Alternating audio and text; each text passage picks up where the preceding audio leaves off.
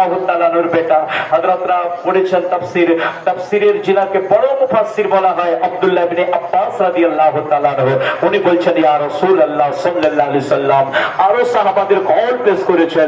সাহাবায়ে কেরামরা বললেন ইয়া রাসূলুল্লাহ, আল্লাহ তো আপনার সাথে ওয়াদা করেছেন যে আপনাকে এত দেবে, এত দেবে, আপনি রাজি হয়ে যাবেন। ইয়া রাসূলুল্লাহ, আপনি কিসে রাজি হবেন?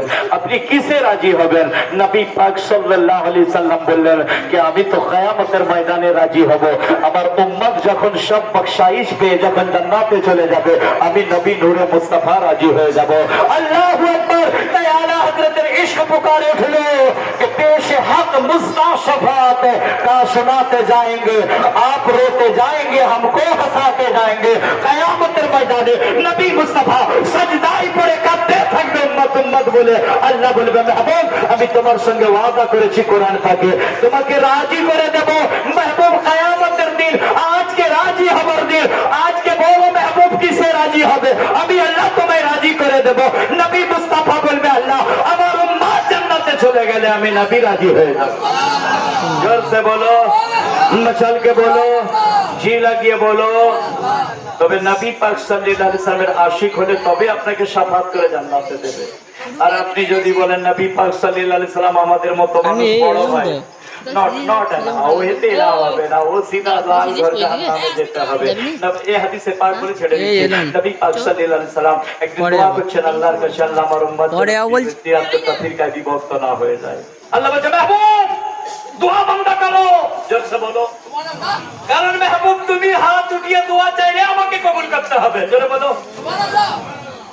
আমার আল্লাহকে আমার নবী বলছেন আল্লাহ এই দোয়াকে কবুল করবে না। আল্লাহ বলছে মাহবুব তোমায় আমি বড় ভালোবেসে বানিয়েছি, আর আমি তোমারই উসিলায় জান্নাত বানিয়েছি আরামের জায়গা। ওই জান্নাতে মাহবুব আমি তোমার দুশমনকে দেব না, ওই জান্নাতে একমাত্র তোমার গোলামেরা থাকবে। মাহবুব অনেক আমার নাফরমান বান্দা তোমাকে গালি দেবে, তোমাকে নিজেদের মতো মানুষ বলবে, তোমার উপর দরুদ সালাম পড়বে না, তোমার বিরোধিতা করবে, তোমার আহলে বায়াতের বিরোধিতা করবে, আমার ওলি বান্দাদের বিরোধিতা করবে। এ মাহবুব আমি তোমার দুশমনকে জান্নাতে দেব না, আমি জান্নাত বানিয়েছি তোমার উসিলায় তোমার গোলামদের জন্য। কিয়ামতের ময়দানে তোমার গোলামরা যাবে জান্নাতে। জোরে বলুন, জোরে বলুন।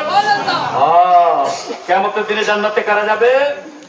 নবী পাক সাল্লামের পাগলেরা, দিওয়ানেরা। তো পাগল দিওয়ানা বলে দুটো মিসরা পড়ি, এক উর্দুই ভাইয়ের ফরমাইশ, দুটো মিসরা পড়ে সালাম পড়ে দেবো। হাত উঠে বলি ইয়া রাসূলুল্লাহ, দরুদ পাক বলুন আল্লাহ।